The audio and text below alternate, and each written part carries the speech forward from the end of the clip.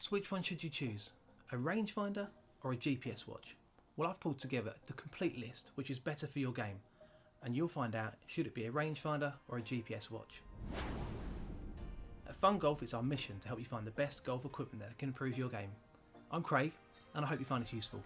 If you keep listening to the end, you'll get my top recommendations for Golf Rangefinder and GPS watch. So, do you really need a GPS watch?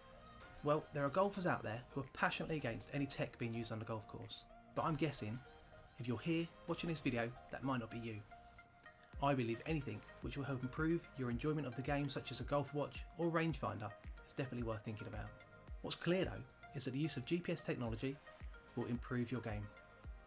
So why would you want to use a golf watch over a rangefinder? Firstly, a GPS watch gives you very accurate yardages to the green. It has a front, middle and back from any location, and this is done as you walk and updated immediately. So a real benefit of the GPS watch is it speeds up play. You haven't got to get out your bag, stand still and try and focus on your target. Just a quick look at your watch and you're done. Next, most top GPS watch brands have thousands of courses mapped worldwide and pre-loaded, meaning you can always find the course you're playing and you'll be able to use the yardages accurately. But it's not only distances that are measured. GPS watches can provide you with detailed information about hazards on the hole which you might not be able to see. This also includes layup yardages and even course maps on the very top models. However, one big downside to be aware of: if you forget to charge your watch, you're doomed. Most watches need a full charge before playing, especially if you're playing 36 holes in one day, as some cheaper GPS watches struggle to cope with 2 rounds in a day. The final benefit for GPS watch is there can be a purchase for as little as £100 or $130, which isn't cheap but is reasonable in comparison to the cost of some rangefinders.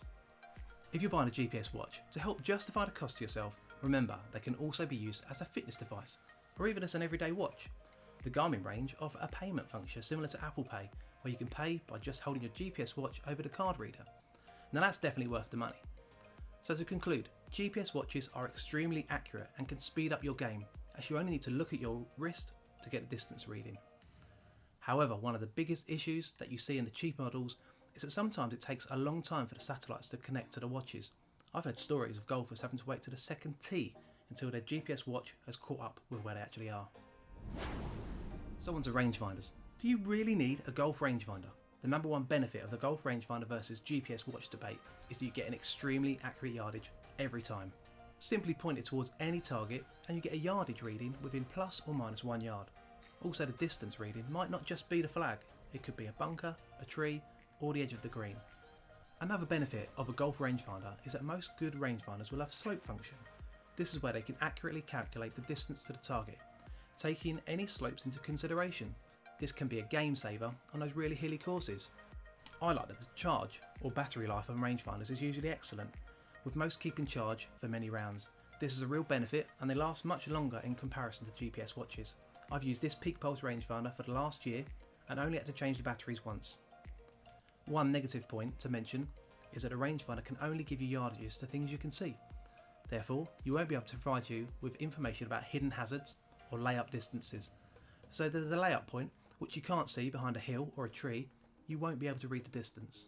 Another point I do like about the Golf Rangefinder is that you can use your rangefinder on any course, whether it's mapped by the GPS company or not. It can even be used on a driving range to accurately measure your distances to the targets. One final downside though is the cost. Although the price of rangefinders has significantly reduced, for top end, big brand models, you could still end up paying £200 or $270, which is a big outlay. I've written about the best budget rangefinders on Fun Golf, my website, where you can get some amazing models for only £90, like this PeakPulse model. So before I tell you what I think you should do, if you've got any value from this video, smash that like button and subscribe to see future videos like this. So what do I think you should do? GPS watch or rangefinder? My personal recommendation, if you have the money, is to have both.